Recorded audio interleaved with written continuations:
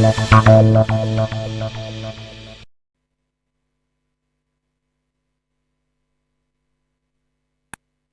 Tonight is brought to you by Flamingo Paint. Superior durability, superior hiding, superior coverage, simply superior.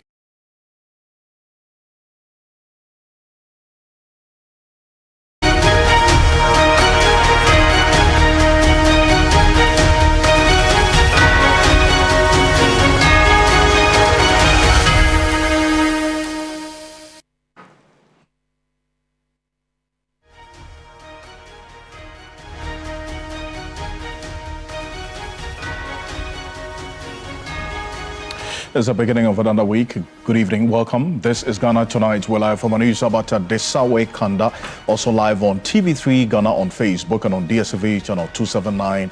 We're all across the world on 3news.com. I am Alfred Ocansey. Tonight, Member of Parliament requests information on the investigations into the Z9 helicopter crash, which claimed the lives of 8 gallant Ghanaians, including ministers of state. What is the status of the investigation? That's the question we're asking tonight. Connect with us. Also, a draft cybersecurity amendment bill causes apprehension in some quarters of the general public.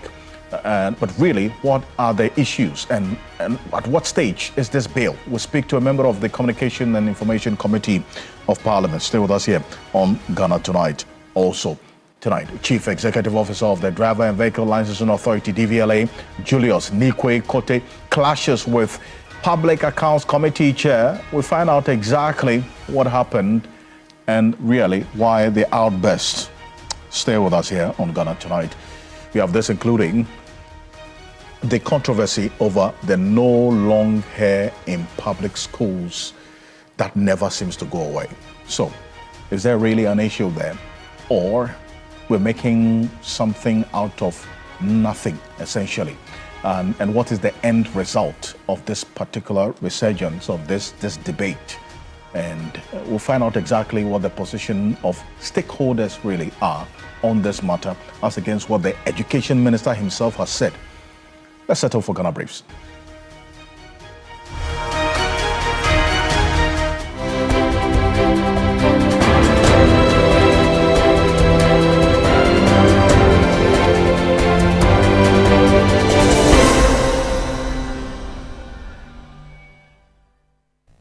MP for Tolon and First Deputy Minority Whip Habib Idrisu has formally written to the President of Ghana seeking an update or full report on the tragic aircraft accident that occurred on August 6, 2025. The crash claimed the lives of 8 prominent Ghanaians, including ministers and military personnel. A committee of inquiry was established on August 25, 2025, with a promise to release findings within 30 days. Given the elapsed time and public interest, the MP under the Right to Information Law has requested either the final report or an interim update.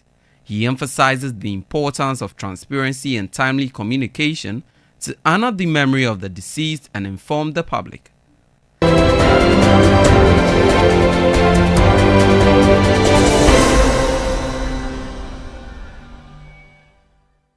3 members of a family, including a 5-year-old boy, have been killed after gunmen attacked their home in Binduri on Sunday, October 26, 2025. 2 others, among them a radio station manager, sustained gunshot wounds and are being treated at a nearby hospital. Meanwhile, the private residence of Binduri MP, Yusuf Mahamoud, has been burned down by unidentified arsonists. Police and military personnel have been deployed to the area to restore calm as investigations continue.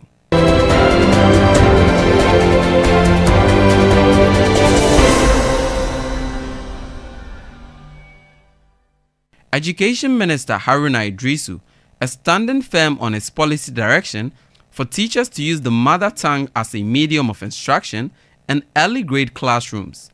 According to the minister, research has shown that children learn better when taught in a language they understand, especially at the foundational stage of education. The Ghana Education Service must uphold the learning environment and the learning instruction has been important to understanding and improving foundational learning. As much as we all agree that we should go beyond literacy and numeracy texts, we are molding character and behavior. And I understand that my directive to the effect that teaching in Ghanaian language, maybe for purpose of clarity, I meant from kindergarten up to grade 6. The language of instruction should be local Ghanaian language.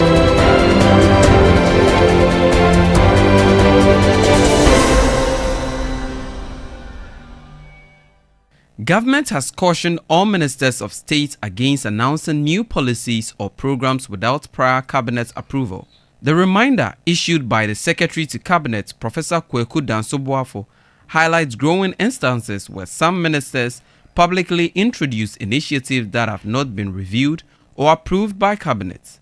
The directive mandates that all proposed policies and legislative initiatives be submitted to the Cabinet Secretariat for proper consideration before public disclosure. It emphasizes that any policy announced without approval will not represent the official position of the government, reinforcing the need for policy coherence and disciplined governance.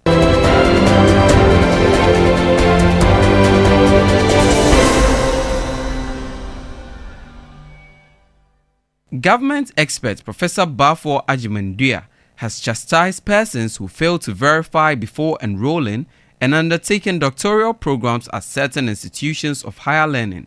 He urged the Ghana Tertiary Education Commission to continue sanitizing the space because it has now become a money-making scheme for most institutions in the Western world. The fact that we have used your title for 10 years illegitimately, and now it is discovered that you didn't deserve that title, all you do is drop it. Because you, as a person, if you have integrity and honor, you will verify whoever gave you the award. You don't enroll in an institution that is not accredited. Because people think it's the easy way to do things in a year or two that others take 8 or 7 years to do. But that is shortcut. I think GTech is doing a great job seeking to sanitize the mess that has been created for the academic world.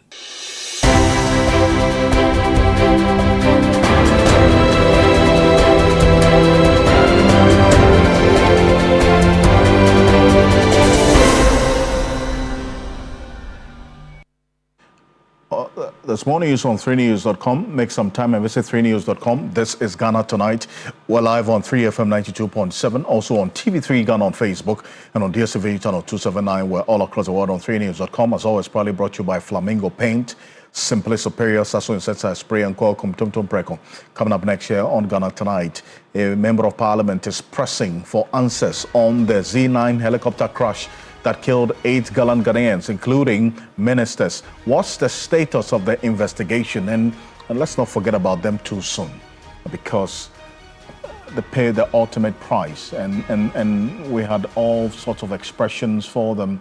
Gallant Ghanaians are heroes, and time has passed. They're still in the memories of many, many people, especially their families. And today, well, there's a member of parliament who is asking questions of the status of investigations into what exactly led to the crash and the aftermath of the crash. And this is the member of parliament for the Tolong constituency, the Honorable Habib Idris. He has written to the President John Dramani Mahama, requesting urgent update on the report on the 6th August helicopter crash that claimed 8 lives. If you recall, President Mahama did indicate the commitment of government to get to the bottom of exactly what caused this crash. The president addressed the nation after the crash. This is what he said. Take a look.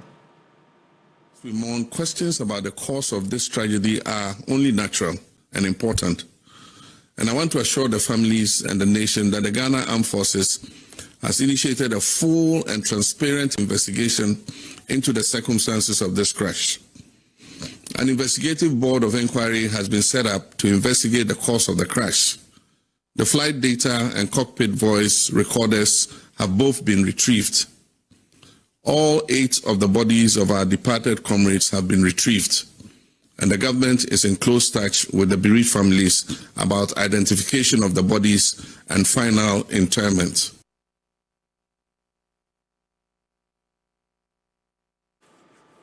So that was the president, just less than 24 hours after this crash that claimed 8 Ghanaians, including ministers of state, 7 ministers of state.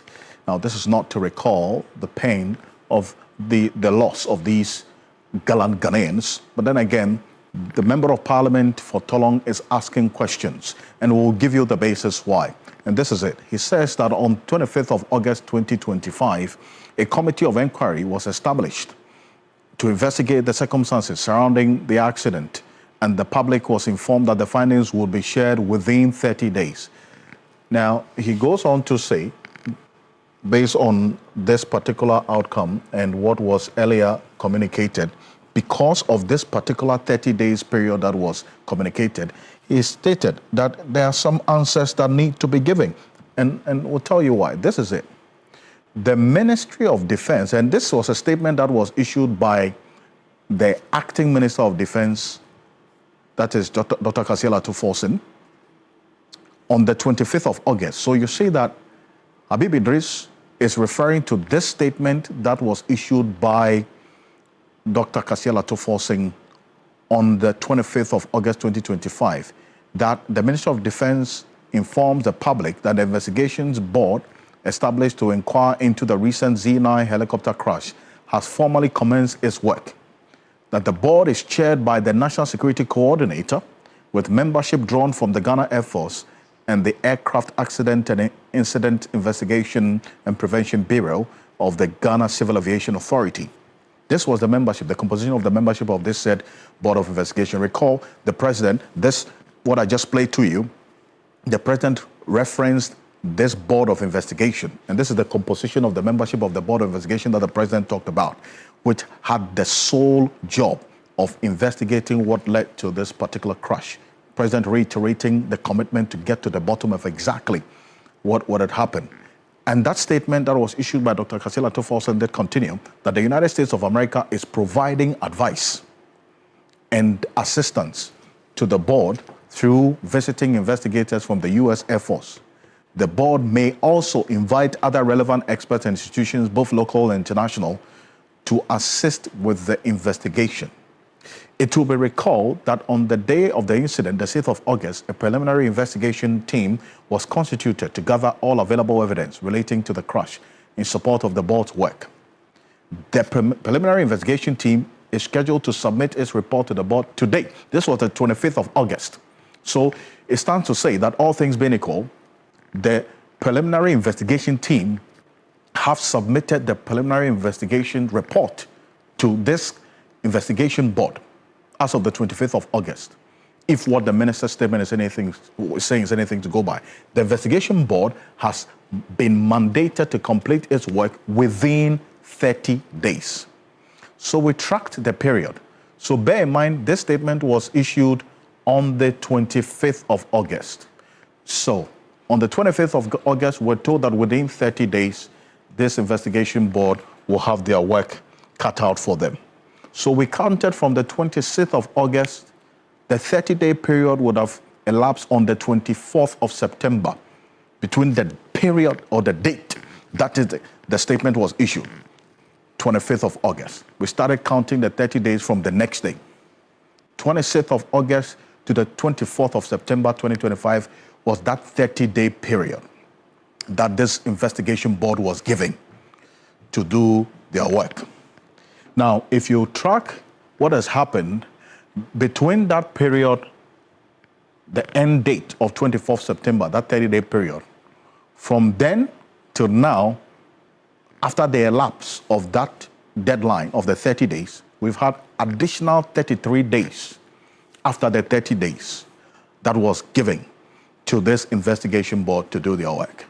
That is what, from what we are picking, has prompted this query by the Member of Parliament, Habib Idris, who's asking questions of exactly what is happening Why have they really completed their work within this 30-day period?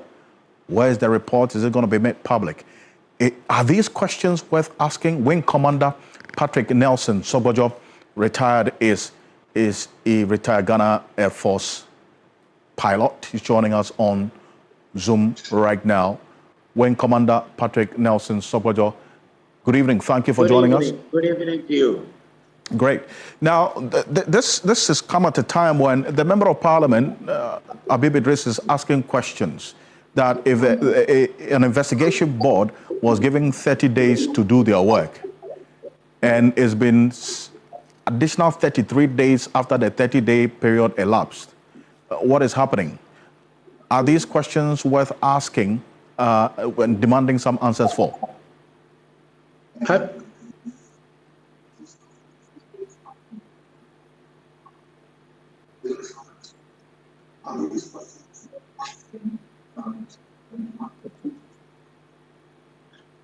Well, there may be, good evening to you and your listeners. It might be important to ask these questions. But then, you see, when you go to a board of inquiry, a special aircraft incident, can you hear me? I can hear you clearly. Yeah. You know, aircraft investigation is not like a vehicle crash.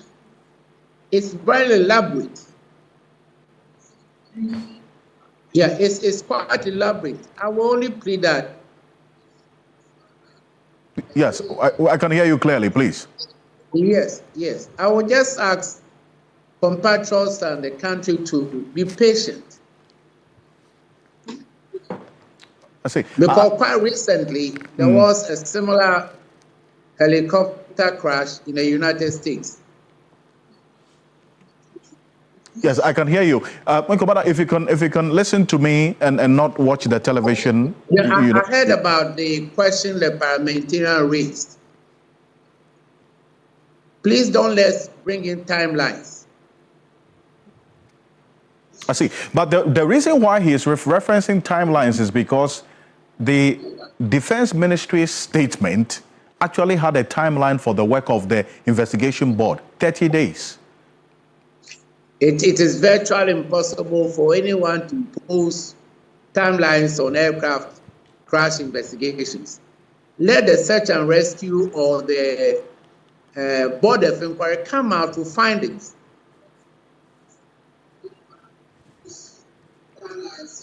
I see. Now, when Commander, if you could listen to me, I can hear you. If you could listen to me on the television, right? You say that it's virtually impossible to put a timeline to aircraft accident investigation?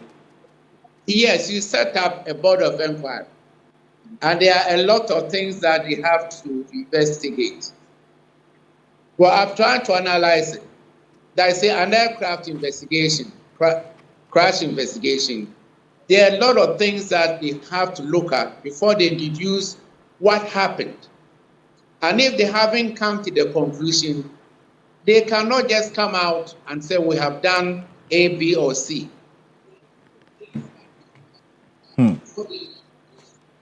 So for you, a deadline, this 30-day period shouldn't have even come up at all in this statement that was issued? No, it shouldn't. And I'm giving you an example. Quite recently, a U.S. Air Force helicopter crashed into a jetliner in New York, and 78 people died. I see. Because the wording of this statement was quite clear, and we'll put that on the screen right now, because it indicated, and this is what the acting defense minister said in this statement that was issued on the 25th of August, that, quote, the investigation board has been mandated to complete its work within 30 days. That was... Well, then I'm saying that the defense minister is not a technocrat on aircraft investigation. He just announced that it was established. But the experts will go in and find out exactly what happened. At least in order to answer this question of concern, would you recommend an update, sort of, that so as to... Yes. I was just trying to give you an example. of... I can hear you. Commander. Yeah, I will just give you an example where the United States, with all their scientific means, recently a helicopter ran into a jet airliner and killed 78 people. It took only about 3 months for the board of inquiry to finish their work and then send it to the operator, because the information which they come out is not public notice, it's classified information.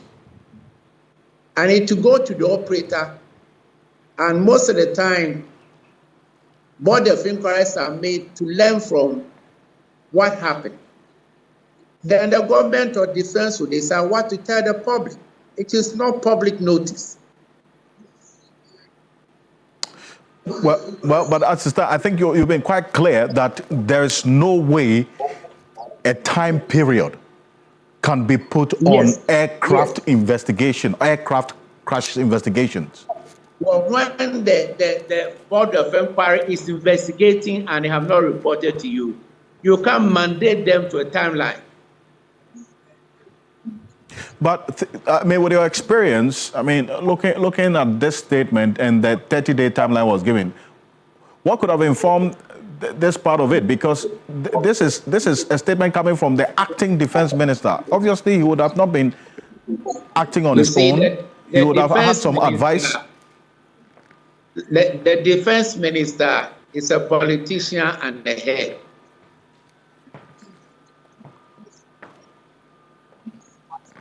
And how I can hear you. And assuming that the board of inquiry go to site and they put things together. And I think earlier we told you we'll have a voice recorder and a black box. When the manufacturer of an aircraft is making an airplane, he may sometimes go to purchase other equipment from other countries to assemble. And this is why they got the US coming, because maybe they were experts on a black box. But the black box should be open and find out what happened, because whatever is there, it's not like watching a video film. It's encrypted. So they must also finish their job, pass it on to the board of inquiry to be able to tie up. And if they haven't gotten all these things, they cannot give exactly what happened. So I will plead that we should be patient. I do thank you, Wing Commander Patrick Sogojo, retired Ghana Air Force pilot. Thank you so much for your expertise on this matter and the appeal for patience as well, in as much as there was that 30-day period given. We'll see what the response will be on this RTI request by the Honorable Habib Idris, the MP for Tolong constituency.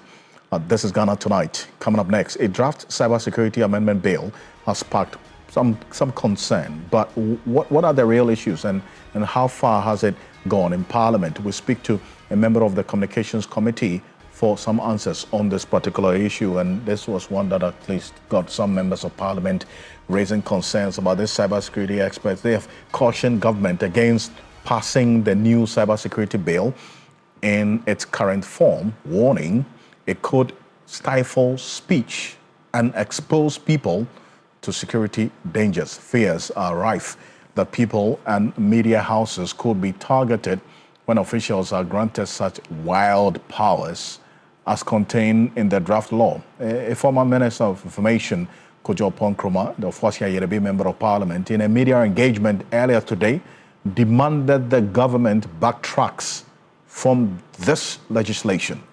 Take a look. What we are seeing appears to be a draft, and that they want to consult on that draft. From what I have seen as a former information minister, this draft is dangerous, though it's not surprising.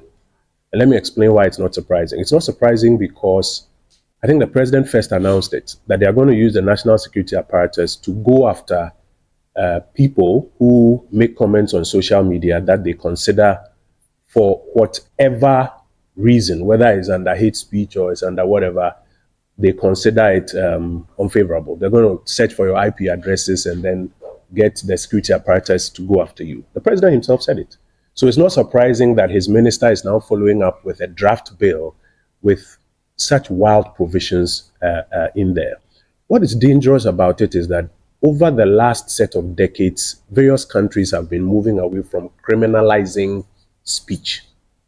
There are other remedies for speech that may be deemed unfavorable, most of them civil, but not necessarily criminalizing it. Even the Criminal Libel and Sedition Act was repealed by the Kufuor administration. There are still remnants of laws that still seek to criminalize speech.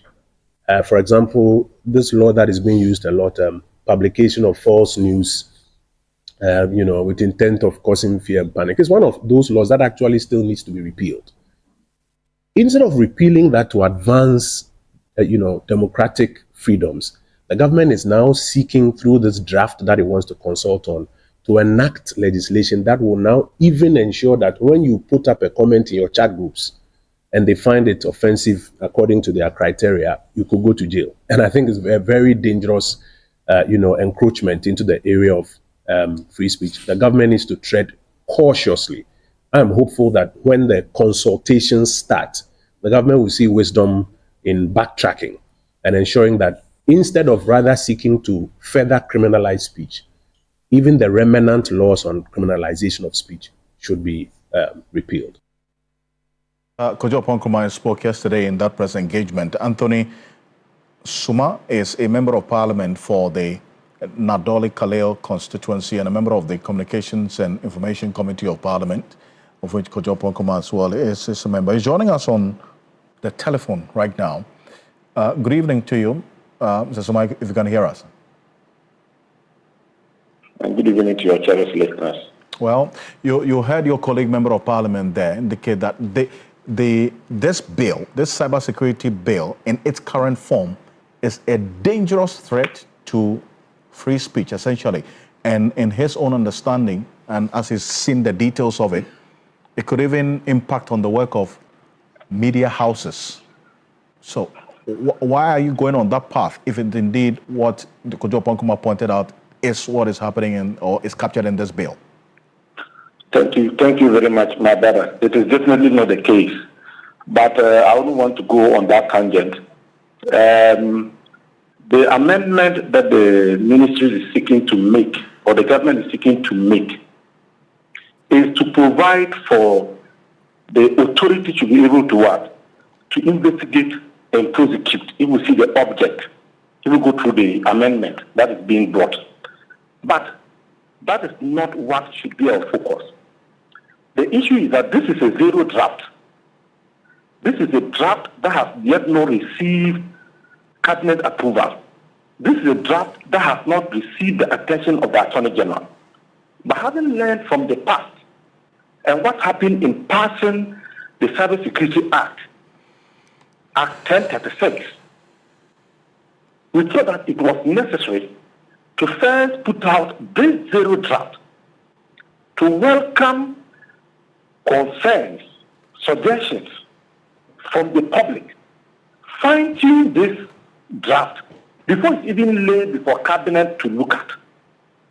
So I think that is what we should be looking at. In fact, this is a commendable step, and we should commend the ministry and the authority and the agency for putting out this zero draft to get suggestions from the public, the experts in the field, media houses, individuals who have concerns. Right. Well, I think that's what Kojo Oponkrumah has just done. He has raised his concerns, which he thinks should be considered in the consultation process. So it will give me the opportunity. So I think that this is a more transparent process.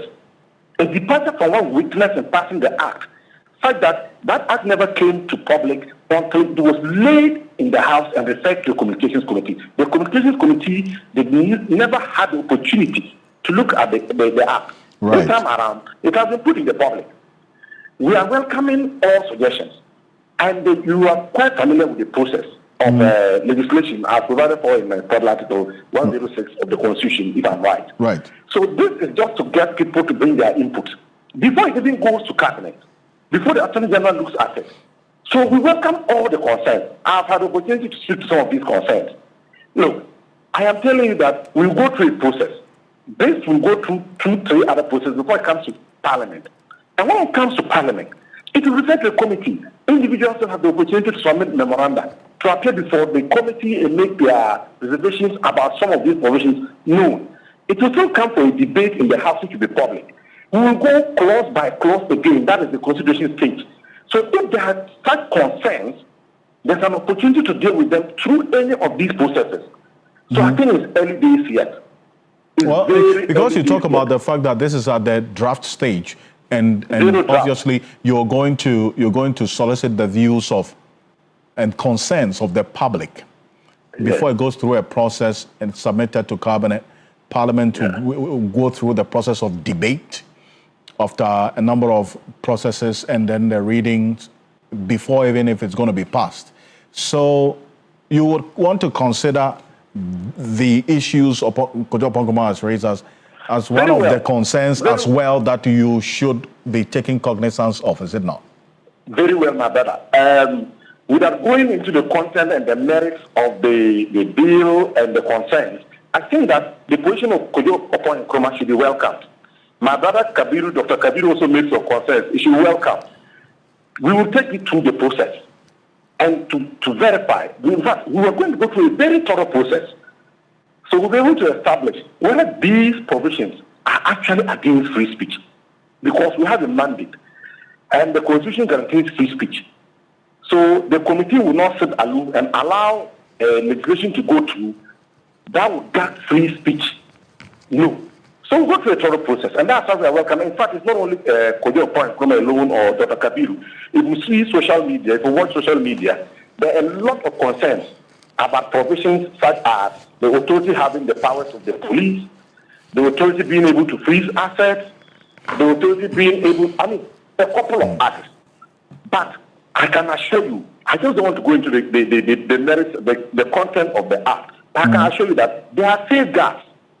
There are safeguards provided in this amendment, though at the zero draft stage, to deal with some of these concerns. But when we get there, we'll cross the bridge. Right.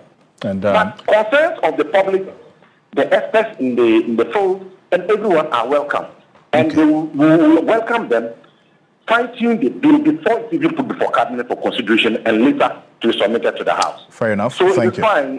We do not begrudge them for the position they hold. I think that they are playing their role as a mandatory and then a check on government.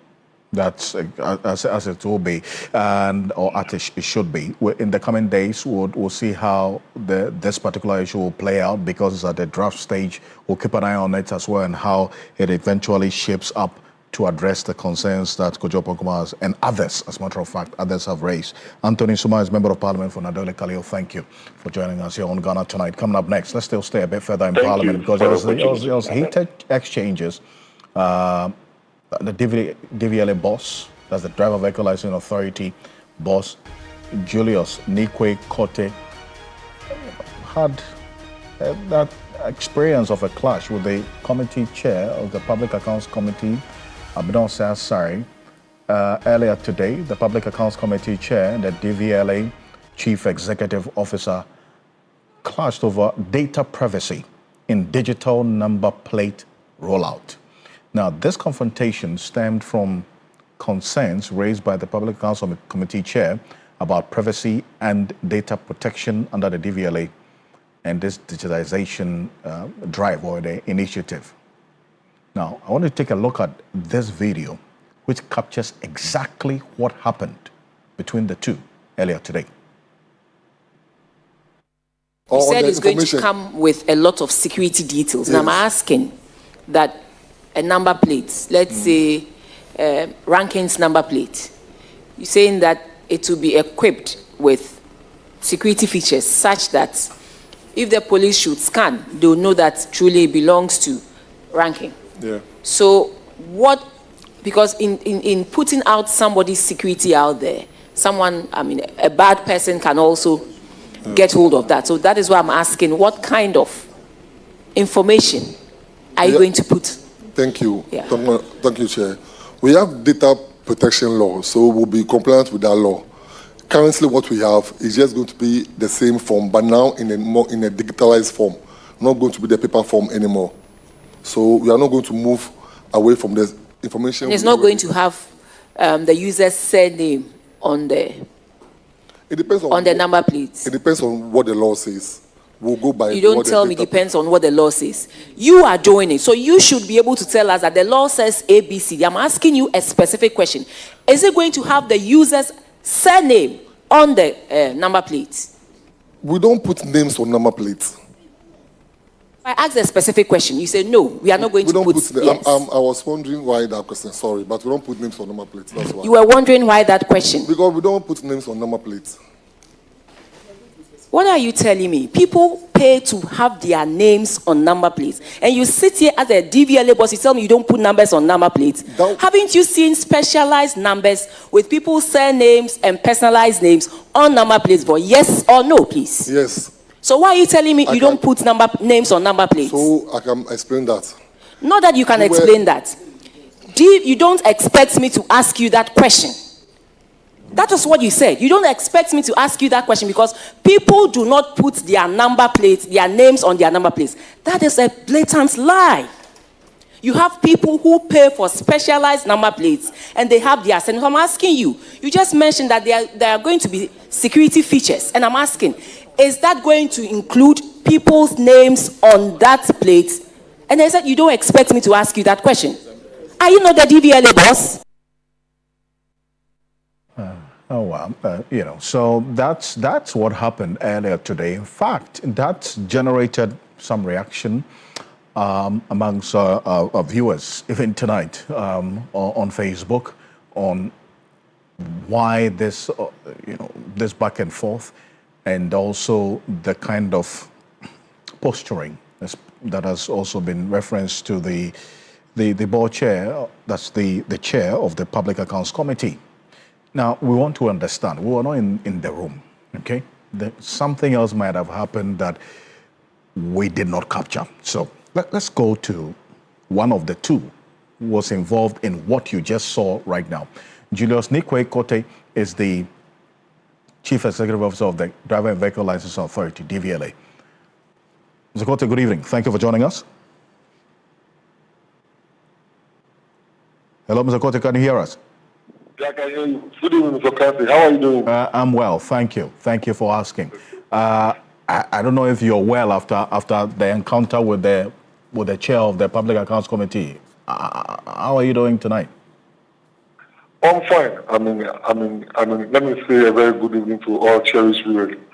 I'm still in high spirits. I'm fine, and I still insist on what I said. I mean, with the greatest of respect, people don't put their surnames on cars. You know, we must set the dichotomy straight. We have what we call special numbers, and then we have what we call personalized numbers. Special numbers are, Mr. Ocansey, maybe you want 222-333-444-2233. A special number that is from 1 to 9999. That is, if you want any of these numbers, we call it special number. But if you want maybe Ocansey 1, you want Ocansey 2, you want TV3 1, or so that was what we call personalized numbers. Okay, so nobody has an opportunity to put your surname on a card. We don't do that unless you come under the special arrangements for a personalized number. That is what I was just trying to explain, but I think she didn't understand me. She wasn't happy. I said she should have asked that question. So I just apologize to her.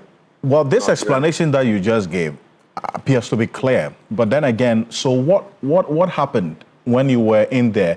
What was the source of the misunderstanding? The main reason for going there was because in the year 2023, 2 staff of DVLA resigned, and then yet they were paid. They were validated and paid. But in the year 2023, the Auditor General saw that issue and then called attention of the DVLA. The DVLA retrieved the money and mistakenly paid into DVLA's account. Meanwhile, they are supposed to pay into Controller and Accountant General's account. Right. Okay, so they paid to, then they had to write to send the money back to the Controller and Accountant General's account. So that was why I went there to explain as the chief executive that, okay, the mistake happened, but it was corrected, and this is the evidence to the correction. Then when we finished with that, I was supposed to go, but they said they have a public interest question to ask. So that was where the commission started from. They were asking the new policies and implementing since I got into office, and I have to give all the accounts of what I've done so far. Then she was like, what other security features are we adding? And I was saying that it is RFID chip embedded number plate that we are coming to introduce, and to prevent smuggling of cars, to prevent people just go by the roadside and emboss plates and put it on it, and it will help the security system. So then she was asking me the security system, the security, I'm asking what information is going to be attached to the security. And I was like, we have data protection. So we are going to go strictly by the data protection. And she was like, no, people put their names and other things on cards. And they are sending on cards. And I said, no, I wasn't expecting her to say that to me, because she claimed earlier that she understands the difference between personalized and special numbers. Well, yes, so she referenced that. Yes. The question she asked you is, haven't you seen people's surnames on their number plates, the customized number plates? Because if you come to DVLA right now and you say I should do Ocansey because Ocansey is your surname, we'll do it for you on the basis that it is a personalized number you are dealing with, not because it is your surname, right? But because it is a personalized number. So I am using my institutional term to explain to her. That is all. Because if I say my name is Kote, if I tell her I want Kote one, even though it is my surname, it is a personalized number. It is not necessarily my surname that I will write, because the law even says that personalized identification number. That is how we call it. I see, but then again, yes. So yes, normally you wouldn't put people's surnames on number plates unless it is upon request, personalized. So yes, it is on request. We don't put, and even if the name is more than 6 alphabets, it cannot go on the number because we deal with 6 alphabets. It is not that we are amended the law to from next year we'll start dealing with 10 alphabets. If the name is 10.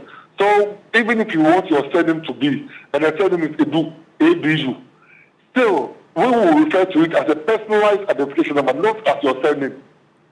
Because that is what the law provides that we should do. It is personalized identification number. So surname has nothing to do with what we do with regards to writing of names on our plate. That is all I wanted to explain to her. But maybe my approach, the way I said, you should have asked me that question. She wasn't happy with that. So I sincerely have to withdraw and just move on. Well, but I'm in high spirits. I'm not going to be down at all with this. I'm in high spirits. At least in the end, some clarity was brought to bear on this matter. Yes. Oh, after we went out and she was like, oh, her mother is a girl. And then when she sees guys who are performing, she wants to give them the platform to be able to express themselves more. That is why it's happening like that. And after her mother is even a relative, because her mother is Adi and I'm also equal. So we are for the same family. But I see. After the spot we saw on TV, you found out you were relatives. She came out to us to come and talk to my minister and myself. That's all. She wanted to offer me the platform to be able to explain myself to the public. Oh really? That I said to her, I'm sorry if she didn't understand what I said to her. It's interesting. So now your relatives, you found out you are related.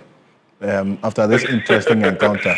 In a way, because wow. the MP for the radio is my senior brother, and that is a cousin to the lady, to the woman. Apparently, this is the first time I didn't even know her under I see. I was told she was the deputy minister of finance. I didn't even know her sincerely. What an interesting way to find out your family relation. But anyway, thank you. Thank you. Anyway, thank you. That's the CEO of the Driver and Vehicle Licensing Authority talking to us there. And that's not clarity to everything that led to that back and forth that we saw earlier today.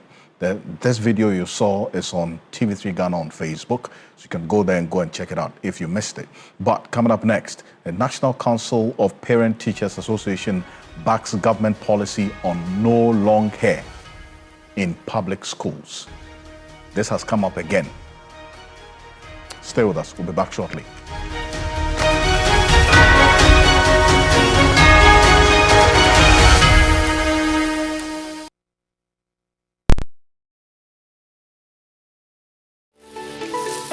Why are more and more professionals choosing flamingo paint?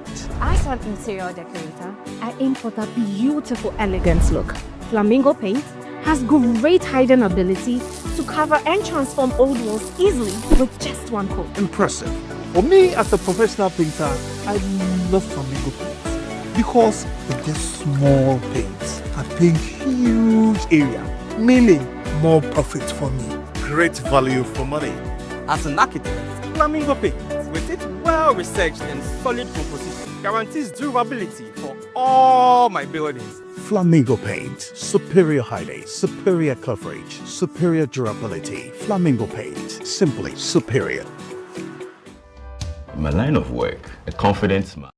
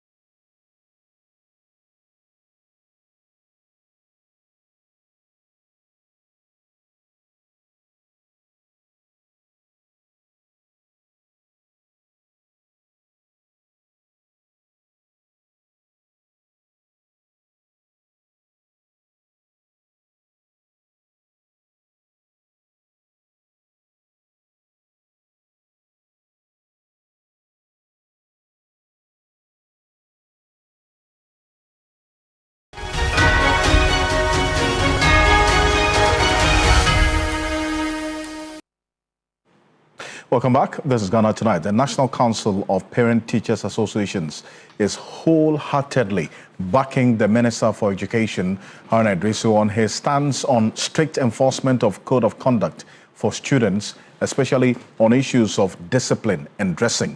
Now, the council, in a statement, says the move is long overdue and will help restore order, respect, and focus in schools. Now, their endorsement comes amid public debate triggered by comments from the Education Minister, Haruna Iddrisu. I want us to recall exactly what the Education Minister said on this matter. Take a look. An ongoing debate in social media about haircuts and size and length of hair in secondary schools. We will not tolerate it today, we will not tolerate it tomorrow, and so long as we are molding character. If we give in to hair today, tomorrow it will be shoes, and the next day it will be the way they dress. Therefore, as part of our disciplinary measures, headmasters and GES, you are accordingly empowered to take full control of how students behave on your campuses.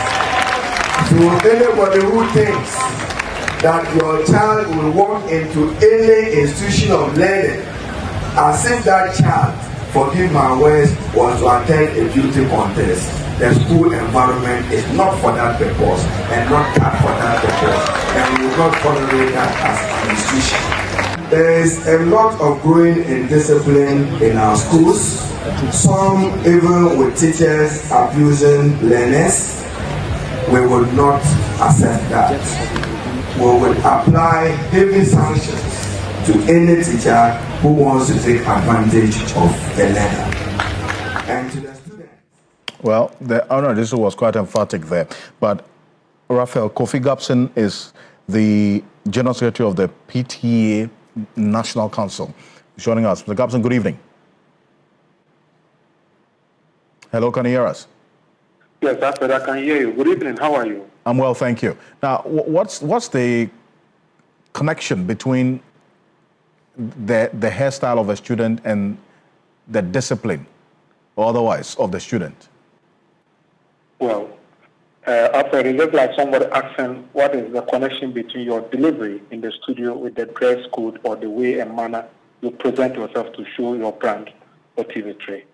There's a lot to do with that. What we are saying is that a child is always a child. An adult is an adult.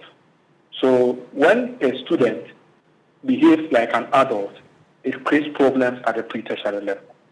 And if you read Article 14.1e of the 1992 Constitution, it states that every person shall be entitled to his personal liberty, and no person shall be deprived his personal liberty, except in the following cases, and in accordance with procedure permitted by law, for the purpose of education or welfare of a person who has not attained the age of 18 years. I see. But are you saying that the student keeping long hair means he's behaving like an adult? It leads to a lot of obstructions. You see, in the school space, there's a rationale why a child is a student. For instance, if we allow every child to dress anyhow or keep any type of hairstyle, the burden on us as parents, we cannot even manage it. I see. Because the child is under our care and custody. And if we allow students, there's no equality and inclusivity in terms of the type of dress code or the type of hairstyle they keep or the type of nails they keep, and we allow students to behave like adults in a school setting, ordinarily, the school will lose its long-tested, tried-tested values in the school that has been able to make sure that the school has a very conducive school climate for effective teaching. I see, but if the logic of your argument is anything to go by, and I permit that, that you hold the view, but then again, we've seen the short hair of female students in the senior high schools over the period, and we're also seeing the growing indiscipline in the senior high schools, even though they have the short hair. So how then does this argument legitimize your claim that, if they keep a long hair, it would expose them and make them indisciplined. When we are seeing a growing rise, in fact, a worrying increase in the indiscipline amongst students in the senior high schools who have short hair, by the way. Alfred, the truth of the matter is that those schools that we see those cultures are those schools that they've not been able to stand by those time-tested values which has made the school carve a niche for itself. Well, which has nothing to do with their hair, isn't it? The minister was speaking at Mauli Senior High School, which was celebrating its 75th anniversary. I don't know the last time I heard about these kind of issues in such schools. So what are you saying about the other schools? Stories, you hear them from schools that we think that we can allow the students to do anything and go away with it. And these are the things that was not part of our training and orientation. And that is not what has made us what we are today. Are you saying that some of the schools were saying this action happened, the authorities are not doing their work well, that's why the students get in discipline? I'm not the one saying, the data out there speaks for itself. No, that's what you're suggesting, isn't it? I'm saying I'm not the one saying, the data out there speaks for itself. No, but if short hair is synonymous to good character, then those of us with no hair... I have not said in all entirety short hair is synonymous to good character. But I'm saying that sometimes your appearance shows how people also see you. For instance, when there's a swoop in a place and they just bump into people and people dress in a certain way, it portrays certain mindset of even about criminality, which doesn't speak volumes about it. And the minister was not only speaking specifically to hairstyle, he was speaking about discipline and dress codes in schools. Yes. So we should look at it holistically and not do picking and choosing. Yeah, well, I was focusing on the hairstyle bit, which you say that it has everything to do with the discipline of the child. I'm saying that in the hairstyle contributes significantly to dressing. When we say hairstyle, there is a way students must dress, and there's a way students must keep their hair. If they go out of bounds, it speaks volumes about them in terms of character development and formation. So, and how people see them outside. If you keep a long hair, then you're seen as what? I said, I'm not the one saying it. We all know that the society that we find ourselves, appearance sometimes are deceptive, but appearance sometimes also speaks volumes about the kind of person or the kind of mindset people see about you as a person. True. That's what I'm saying, that yes, it is true. But then again, so in that vein, if a student keeps a long hair, then what does that how does that impact on her appearance? How does that impact on her appearance? Yes. People begin to have a negative perception about such a student because he's behaving like an adult and he's trying to compete with adults above the age of 18 who decides the type of hair to keep. And a student cannot take that decision on his own because he's under training and then proper career upbringing to model him for the future. So this is a matter that your council will have to work with parents on. So what are you doing? We are not disputing that. That is why we are saying that development in education is a shared responsibility. The ministry alone cannot do it. The GS alone cannot do it. That's why we are also rallying the call and we are reaching out to parents to say that our constitution supports such call and that the Constitution of the Republic of Ghana backs it. So we should all rally and resonate with that clarion call, which is not something that the minister actually is bringing. It's something that is already in our books in terms of enforcing discipline. The minister is already reigniting the debate for us to know that there are certain things that we are not dealing with. And we are even saying that we should not discuss this at the secondary school level. We should discuss it more at the basic school level because charity begins at home. And if the foundation is destroyed, what can the writers do? If that child that today has ignited this debate, if at both the public or the private school that he attended, these things were enforced there strictly, we will not be discussing this thing at this level. Well, but there are different sides to this. There are a lot more that you would have to do because we can have this conversation all throughout the night. I keep asking you specific questions that are on the minds of other people who hold dissenting views on this matter. Because if short hair had everything or something to do with indiscipline, it should have also impacted on the outcomes that we are seeing now. And if it was all about the short hair ladies being disciplined, then those of us with no hair will probably be the most perfect on this earth. but it is not really the case. Okay, so we will see how the coming days will look like on this. It's an issue that I know a number of you also have different views on. So we're not ending this today. Mr. Gabson, thank you for joining us. Raphael Gabson is the General Secretary of the National PTA Council, joining us there. Well, there's a statement that just came through. We're ending with that, and that's going to be on your screen right now. Effective immediately, all MDAs are prohibited from procuring, developing, or deploying independent biometric that's also operating parallel, that's the automated fingerprints identification systems. And then also MMDAs are prohibited from operating parallel biometric databases to the NIA. And then they also are prohibited from verifying the identities of persons they transact business with using ocular inspection of the Ghana card without any biometric verification and authentication, entering into new contracts for the procurement of biometric systems without express authorization. And you can find this on 3news.com. Thank you for joining us. I am Alfred Ocansey. Have a good night. Ghana Tonight.